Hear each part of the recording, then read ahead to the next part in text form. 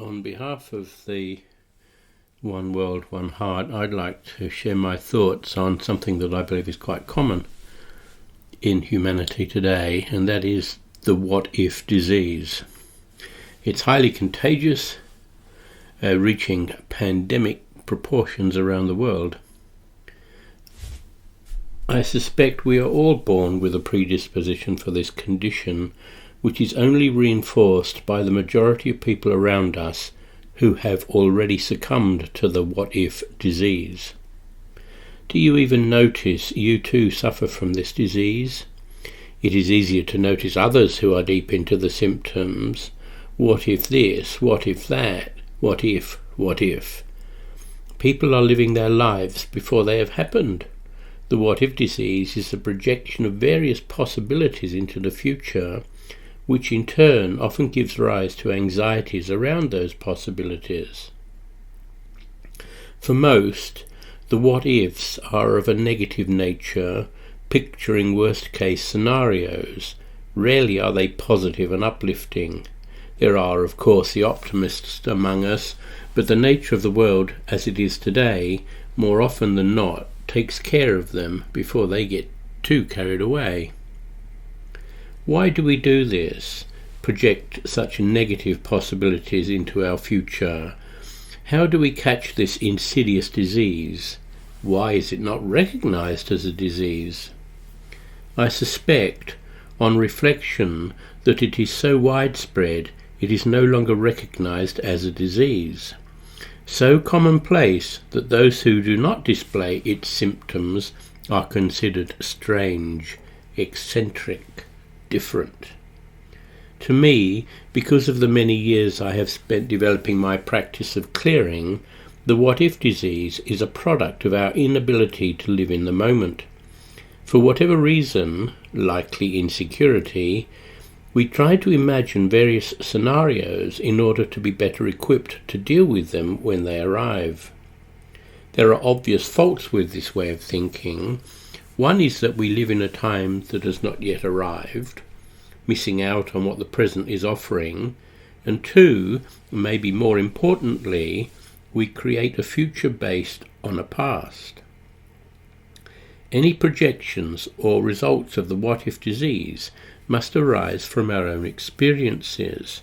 They cannot extend beyond our own imagination, our own shadow side, and therein lies the problem. If we continue to so obviously project our past into our future, then we are basically guaranteeing more of the same path. Here we are caught in the old catch-22 situation. Our past creates our future. We fail to recognize this because we are, or believe ourselves to be, our past. A past that does not allow us to see anything outside of that conditioned past. We are lost in a time loop, continually recreating the world we have mistakenly accepted as real, not an easy one to recognize, let alone escape from. For the more we try to escape, the more energy we are giving the illusory world that we believe to be real. What a conundrum. This is the classic pessimist. We have mentioned the optimist, perhaps imagining that it is better to be an optimist. But think about it for a moment. Isn't an optimist also projecting their past, their expectations into the future? Are they hoping for the best? Are they living in a future missing out on the moment? Is one truly better than the other? Neither are truly in the moment. So we have many people living in a world that has not yet arisen, a world that is shaped by our thoughts, our projections, our words, and our actions. If the worldview that we currently hold is a product of who we believe ourselves to be in the here and now, and we are caught in damage control, putting out the fires that have lit, it is no wonder that we have caught the what-if disease. This time loop is very convincing. We remain prisoners to this loop by our own projections. By imagining either positive or negative futures, we put them into our path. We believe we can control what we project into the future, yet think on this for a moment. Who is in control? This feeling of some place to be is often driven by discontent with the current place. Understandably, yet while we seek out a more comfortable place to be, we fail to see that any present discomfort is caused by our worldview. Until our worldview changes, then we just experience more of the same.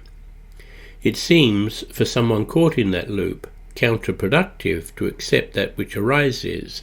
The need to do something is so strongly a part of our conditioning that we fear what is on the other side of acceptance. Yet remember, acceptance is only a step along the way, and if we take baby steps, easy steps, one step at a time, before we know it, we will be seeing the world through very different eyes. With more practice, the old, conditioned world falls away. We still live in the world, of course, but the world we now inhabit is not the same as it was yesterday. Thanks for listening. Hope you're enjoying this series from One World, One Heart. More from me later.